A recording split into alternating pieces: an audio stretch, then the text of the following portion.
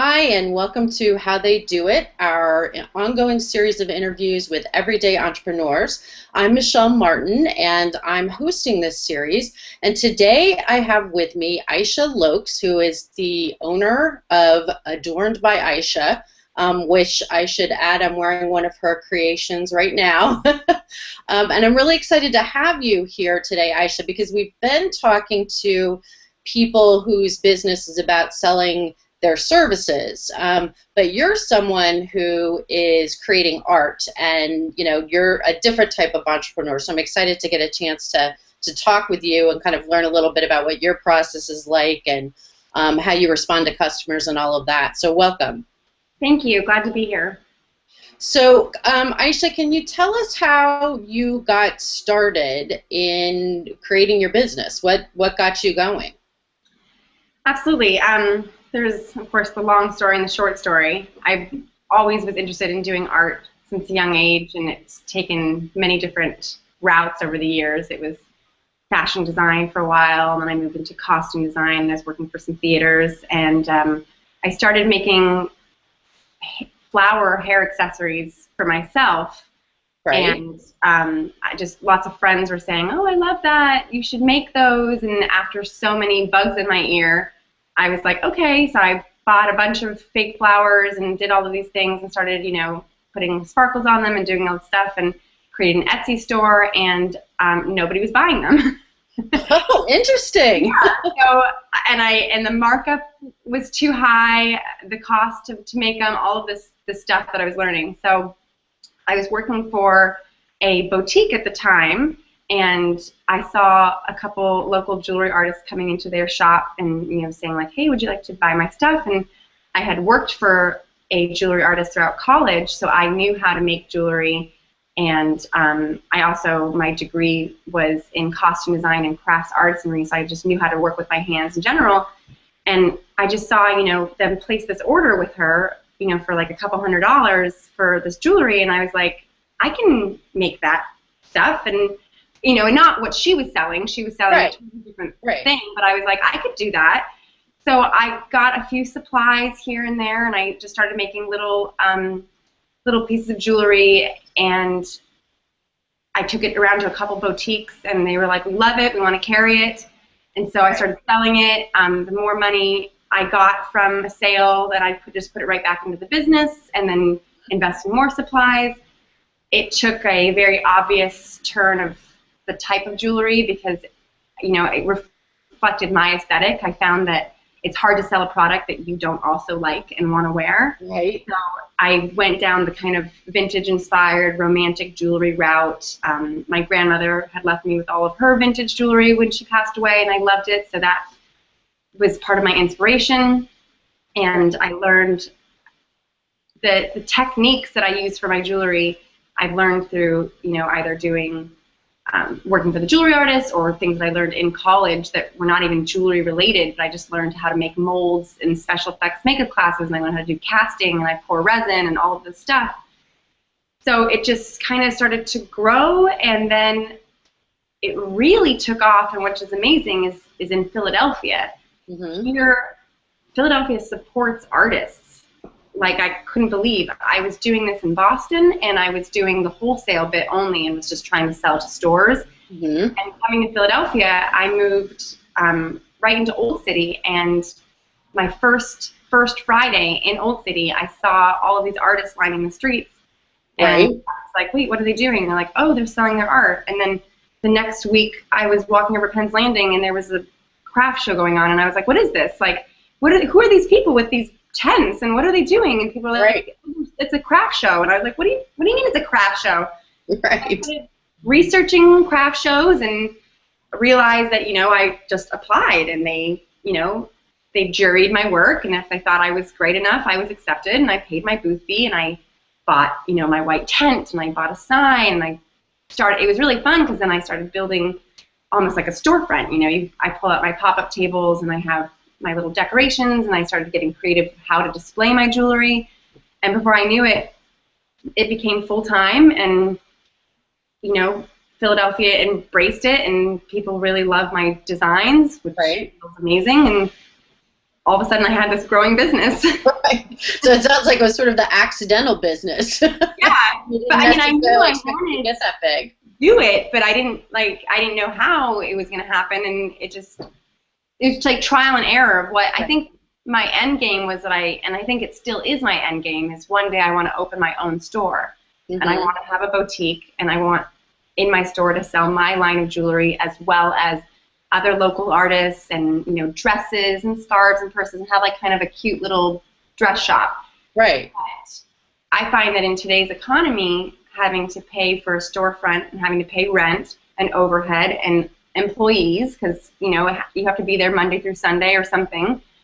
Whereas this way, I fabricate all the jewelry in my apartment, and I basically just pay rent one day a week for like a pop-up shop, or 2 days a week, a Saturday or Sunday at these different craft shows.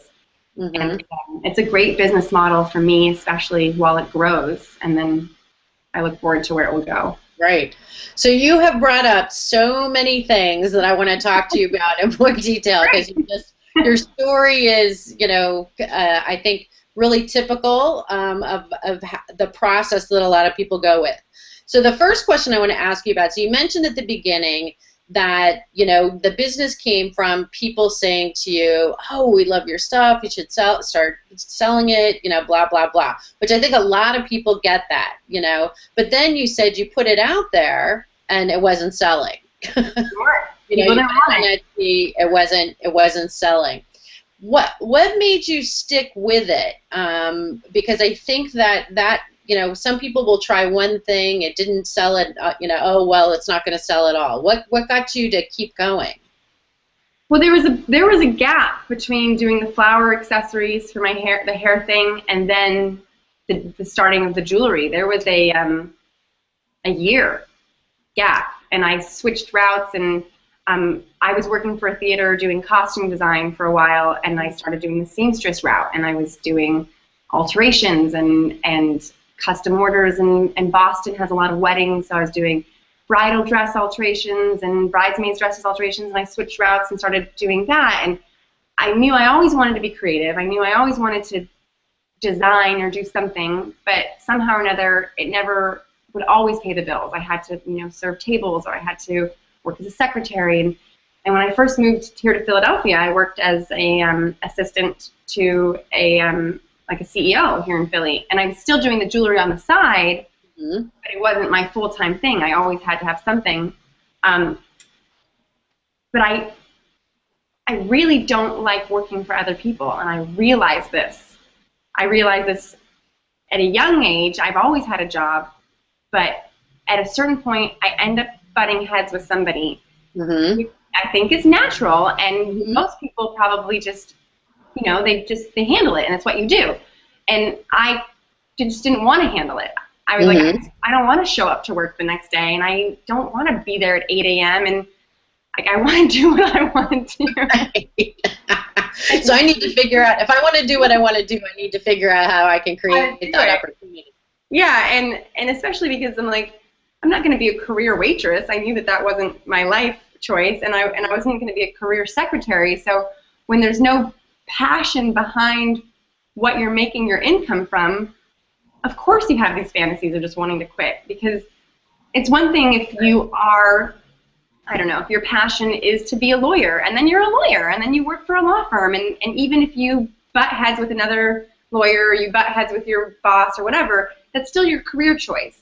So I just realized, if I'm not happy at these jobs that are not even jobs that I want to be doing, I just, you know, they just turn, and I knew, I was like, I want to work for myself. I knew I wanted to do that, but it's a very scary leap.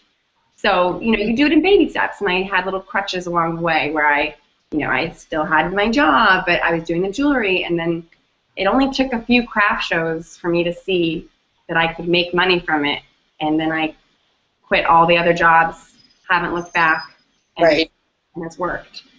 Right. So that was another thing that you mentioned, was that idea of sort of trial and error, and trying different kinds of strategies and seeing how each of those work until you kind of gathered enough information to say, oh, wait a second, I can make money doing this. Yeah. I just need to invest my time. Right now.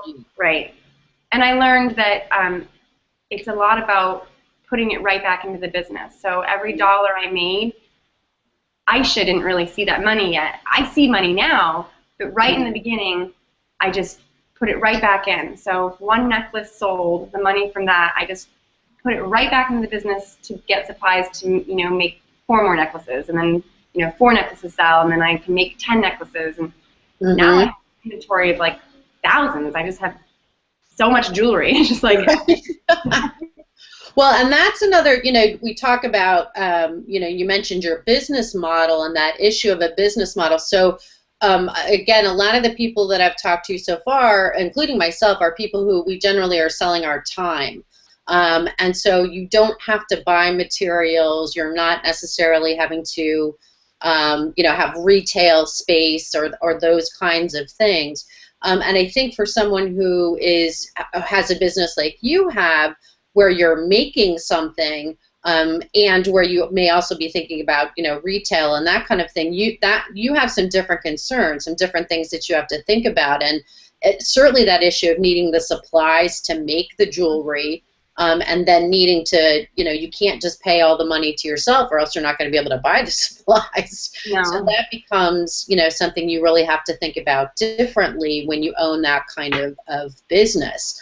And you had mentioned as well the pop-up idea, which is something that we've talked about in some previous interviews. But can you talk a little bit more about why that works for you as a business model? What about it is, kind of attractive to you about that as a model? What I think about, for the reasons that I love it are the same that I don't like it at all, is I love that I essentially kind of only work 2 days a week in a way. It's a Saturday show, or there's a different show on a Sunday. Sometimes there's a Friday show. Some days it's Friday, Saturday, Sunday, I'm somewhere. And I am still working Monday through Friday. I'm making jewelry. I'm working on my website. I'm sending out newsletters. I'm doing social media. I mean, I am constantly working. Right. But if I have a friend that's in town and says, hey, do you want to get lunch? And it's like, yeah, sure, or I can take a few days off, or I can travel, or, right. Friday, like I could say, sure, let's split off to New York or do something fun. And I just know that as long as I make enough jewelry that I have enough inventory to sell, right. that everything's done. And as long as I'm signed up for the shows, and that's another thing too, is that I have to make sure, they have these deadlines. And if you pass an application deadline, I'm like right now I'm booking up my fall. And, so I'm thinking about where am I going to be selling in October? Because you have to send out all the booth fees and all the stuff. And I love that, Saturday and Sunday, it is exhausting that every single day I have to make a store and then break it down. So, I'm setting up a tent, I'm unfolding tables, I'm putting down tablecloths, I've created different ways to display my jewelry. You want it to be welcoming to the customer. You don't want it just to look like flea market-y. You want them to be attracted to your booth. So, I've got eye catchers and different things, and it's displayed really beautiful. I've got all this like lace and all this stuff. It reflects my brand too. But I love that for the same reason that I loved serving tables. I love talking to people. I love selling. Well, that's good. I really actually, it's interesting. I actually enjoyed serving tables because I enjoyed just chatting with new people, and you kind of give them your spiel, and you got like the little banter, and then you tell them about the menu, and you say, oh, I recommend this, and this is really tasty, and it's the same thing with the jewelry. It's like somebody comes over, and it's we start talking about something. It's usually a woman. Sometimes I'll get the boyfriend or the dad or the somebody that's buying jewelry for somebody, and we chat a little bit. I greet them. I tell them a little bit about my line. People love knowing that they're getting something that's handmade, and I also think part of the reason why my jewelry might sell so well is that it is me selling it.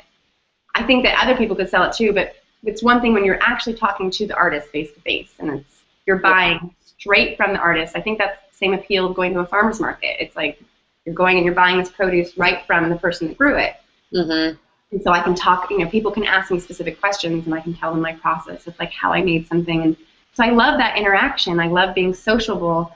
And that was the same thing that I just really did not like about when I was doing costume design, is I was sitting in essentially like this sweatshop-y type place in the back of the theater with the same 4 women every day, and they were delightful women, but, you know, we were just sewing and sewing and sewing, and then, you know, you punch in at 8, you punch out at 5, and it's our like little box. And I like being out in the world, and I like that if I have a really bad show, it's over.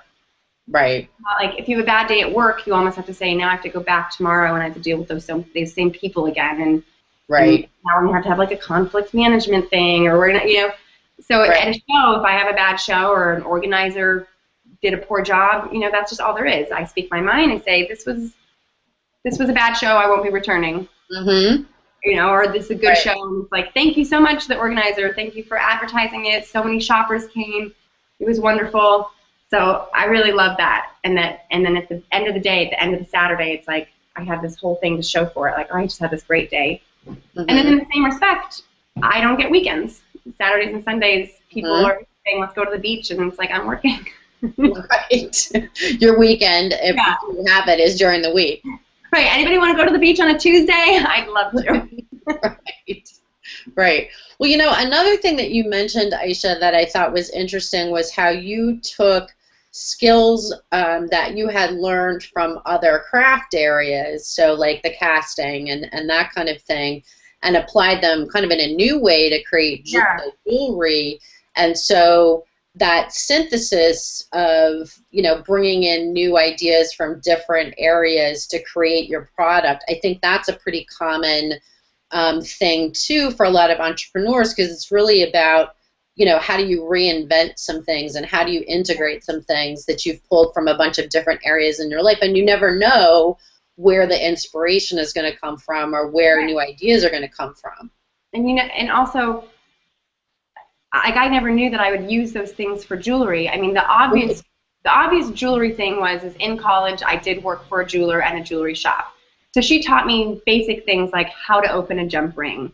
I don't know if our audience even knows what that is, but, you know, I don't. Little metal connectors that will connect the clasp to the chain and the chain to the charm. You know, like this.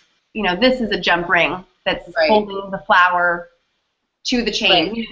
So she taught me like the proper way to open those. How to do like wire wrapping. She taught me like lots of basic jewelry thing, how to use the pliers, how to use the tools. And then I was also selling at her shop, so I was working, like, it was sales, it was retail.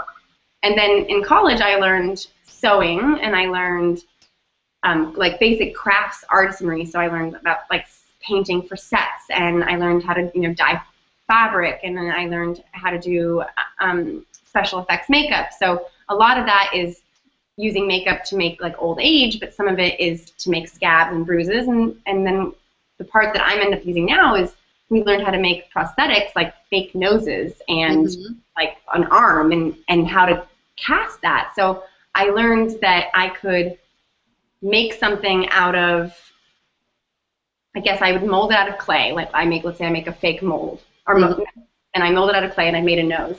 And then I have to cast it because I don't want a clay nose for my actor or whatever. So I have to cast it and create a 2-part mold from it, and then pour the mold with like silicone or something, or latex or something like that. And then I now have like a skin-looking, tan, fleshy-looking mold, and for the nose. So I took the exact same tools, but instead cast vintage roses. Right. So I would find, you know, a rose that belonged to my grandmother, or a rose in a thrift shop, or a cameo in a vintage store, and I cast it, made an exact mold of it, an exact replica, and instead of pouring it with latex, I poured it with resin. And that was self-taught. I was seeing resin everywhere, and I just looked on YouTube and watched a couple like how-to and how to dye it. And so it was like I took something totally non-jewelry related and brought it into making jewelry. And then my line, you know, was mostly resin and metal, and then recently I started working with lace and making lace jewelry, and that was great because that took that's my sewing skills, and I'm using that now. You know, I'm working with fabric, and I'm creating jewelry out of fabric, and I'm dyeing it different colors, which I learned, you know, how to dye fabrics in college. And it's really actually quite magical. Like, it's like, wow, this really worked out. Right. And you look at your college education, and a lot of people go, I don't use my education. And a lot of art majors are like, oh, I was an art history major, I was a something, and they're like, I'm not using that at all, and this is what I do now. And it's almost a very proud moment to say, I am utilizing what I studied for my degree. Making a living. But in these really cool creative ways too, you know, really being able to mix and match and right. It sounds like you do also kind of a lot of what if, you know, what if I try this strategy or this way of making art in a different way, and what's going to happen? Because I would imagine the first time you did a rose, you didn't know what was going to happen with that and how that might, you know, become. And the first one was a disaster. Yeah. Well, and I also like what you were saying about being self-taught. I've had a lot of conversations with people too where it's like, you know, at this point we have very little excuse for saying we don't know how to do something because with the internet you can learn how to do just about anything. And then it becomes a matter of just practicing with it and persisting. And trial and error, doing it again. Right. I say the same thing. I cook, and my friends and family are always like, or not my family so much, my mom knows how to cook, but a lot of my friends say, how do you know how to cook? And this was so delicious. And I say, thank you for the compliment, but if you know how to read and you know how to follow instructions, you can cook. Right. It's quite simple. Preheat oven 425, preheat the oven 425. Right. Yep. Yep. But I think also the beauty of that too is if you have an interest in something, again, you can kind of learn the basics of it, and then you're practicing and teaching yourself, and there's an education to be had that isn't even necessarily about having to get a college education. You know, there are lots of things that you can learn just through experimentation, or, you know, finding a mentor who would be willing to show you some particular, especially in the arts. You know, there are a lot of places where you could learn how to do a lot of things. So, and I have interns now too, which is really great. Oh, you do? Yeah. Oh, okay. I just in March took on 2 girls from Temple, from Tyler School of Arts, and now I'm teaching them, and it's this like wonderful full circle kind of. Right. Yeah, and how amazing is that, right? I'm sure you didn't imagine that you would, you know, be having interns working for you. No, had no clue. It's very cool. Yeah. So, well, we're coming to the end of our time, so I want to ask you, if you were talking to someone, especially a young person, but really anyone who was thinking about working for themselves, what is your best advice, or that you would either give, or what's the best advice you've received about, you know, working for yourself? Don't be afraid to ask for help. Utilize all your resources. You know, don't exploit people, but I knew the art side of things, and I knew the sales side because I'd worked in sales jobs, but I did not know the business side. And the biggest struggle with my business is the ins and outs of the legality of things. So registering my business name, sure, that was pretty easy. But then applying for a sales tax ID, that was so painful. You know, I don't know how it is in other states and cities, but in Philadelphia and Pennsylvania, it wasn't easy. And then I started getting things in the mail, notices that, you know, tax things are due, and realizing, oh, it's not just my personal taxes, but I have to charge you tax, my shopper, and because now I have to pay all the sales tax to the city and the state, and so there's all of these ins and outs. And so I really utilized everybody that I knew that had, you know, business backgrounds. You know, my stepdad, he has an MBA, and so I call him all the time, and he helped me set up my Excel spreadsheets, and he's helped me, you know, and then I just pay for the TurboTax model, that the business one. Like, it's like, whatever, spend the $200, and they'll help you itemize things, and like saving the receipts, and just all the stuff that an artist, I feel like, just doesn't think about those things, and just doing things correctly, because I love doing my art so much that I wouldn't want to ruin this for myself in any way by messing up with the government. So I say the biggest struggle is just doing the business side, getting it correctly, learning. It's really like learning the difference between gross and net and profit and all of these things I just didn't know, because I sell you a necklace for $30 and I get really excited that I have $30, but I don't have $30. Because how much did it cost for me to make the necklace? So that has to go back into the business. And then how much is like my time worth, because I have to think about eventually somebody would be selling for me and I need to pay them. And there's all these things, so it's like, oh, that $30 isn't just right into my pocket for me. So there are moments where I'm like, I'm rich, but then I'm like, no, I'm not. Especially 4 times a year, you realize that. Right, exactly. When those quarterly taxes are due. Quarterly taxes are due. And right. I just had that right now where they were like, you have to pay tax. And I was like, oh, oops. Right. They luckily, I appealed my late fees, and they ruled in my favor. So. Oh, well, that's good. That's good. But I guess my advice is ask for help if you need help. Don't feel scared to reach out in an area that you don't know. I took a couple online business courses. Just you can audit them. You don't even have to pay for them. A lot of universities are just putting them online. And you only have to pay for it if you want like a letter grade or you want a certificate. But because I work for myself, I don't need to prove to anybody on a resume that I took a business course. So I'm purely taking it just to learn so that I can grow and, reach out to people around you. My friends have all been really great. Anything that somebody can help me with, if they know the answer, then, ask for help. Right. All right. That's great. Well, thank you, Aisha. I appreciate it. This has been, really interesting and, as always, informative. I love learning about, how other people are running their businesses and kind of their experience and their process. This has been the How They Do It Entrepreneur Interview Series. We talked with Aisha Loeks, who is the owner of Adorned by Aisha, and this is Michelle Martin. Thanks for joining us.